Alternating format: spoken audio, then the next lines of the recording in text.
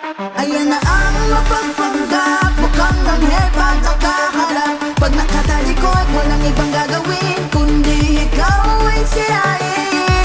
Dalawang mukha kong sabihin, napaka-plastic iyong aminin. Lahat ng pinaghirapan ay gusto niyang makinig. Sa tagal ko ng pagiging mekaniko, kabisado ko ng mga taong hindi totoo. Lahat ay gagawin para kanilang maangkin, pero sa huli pa rin mag-iiba mga tingin. Sa dami mong itinulong nung sila'y nangailangan, nung sila'y wala pang alam, ako'y pinakinabangan. Ganyan ang galawan ng isang peking kaibigan. Maaasahan mo lang pag pera ang pinag-usapan. Ngayon titignan mo, lumaki na ang ulo, di na marunong magpasalamat pa. Ito siguro ay totoo, kapag wala na ang pakinabang ay hamak na anino ka na lamang.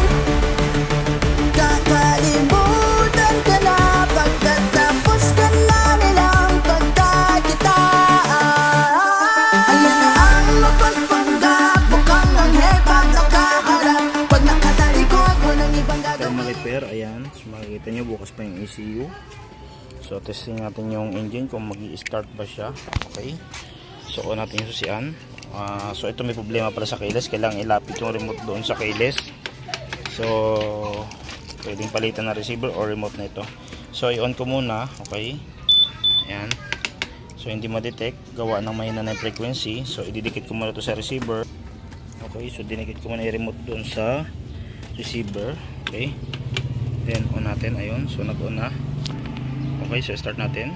So tingnan natin kung magpo-start ba ito. Okay, so wala pang response. So tingnan natin yung other sensor. Dahil walang response siya. Okay.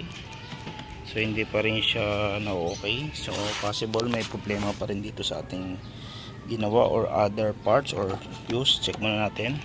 So kung makikita nyo yung magneto, ayan o, ganyan lang siya gumalaw.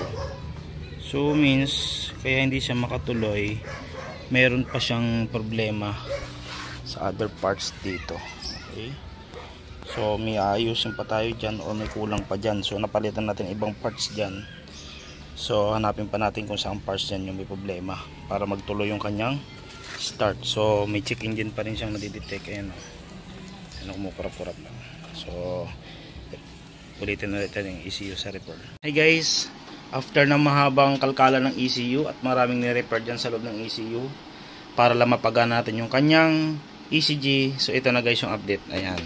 So kinabit ko muna sa aking simulator. Ayan, makikita mo yung mga value. So ayun. So yung other, ayan, makikita nyo yung other function.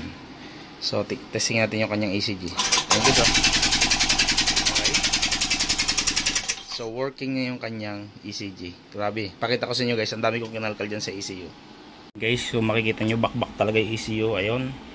So ang dami kong pinalitan. Meron dito, meron dyan, meron dito, ayan, and then sa loob pakita ko sa inyo, ayun. So meron dito at yan, yung 6 na yan guys, pinalitan ko rin yan. So ngayon yung ECU natin ay working na.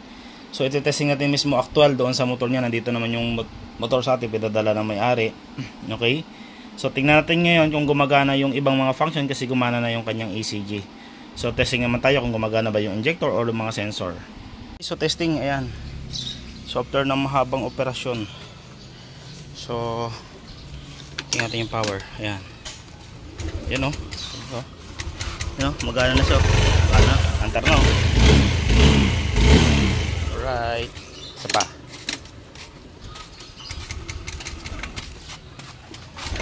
Kailangan pa i-calibrate yung idle. Pero antar na guys sa motor. Working na siya. Ayan o. So pwede natin i-message yung may alto. Pipinising natin yung ECU and then yung mga ibang mga katulad yung idle problem. Okay na yung motor mo. Ayan na, napupustart na. Ayan o. Ayan, magana na. Ang kailangan na lang dito yung idle. So kailangan i-calibration or reprogram. So depende sa may-ari kung ipapagawa pa yan. So ang ginawa ko lang muna dito yung starter. Ayan, so okay na siya, napupustart na. Ayan o.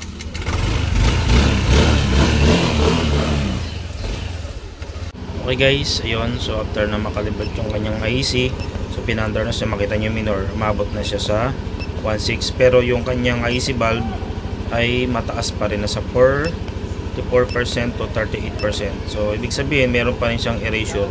Next step dito ay reprogram na muna. Mukhang ang hebat ang kaharap. Pag nakatalikod, walang ibang gagawin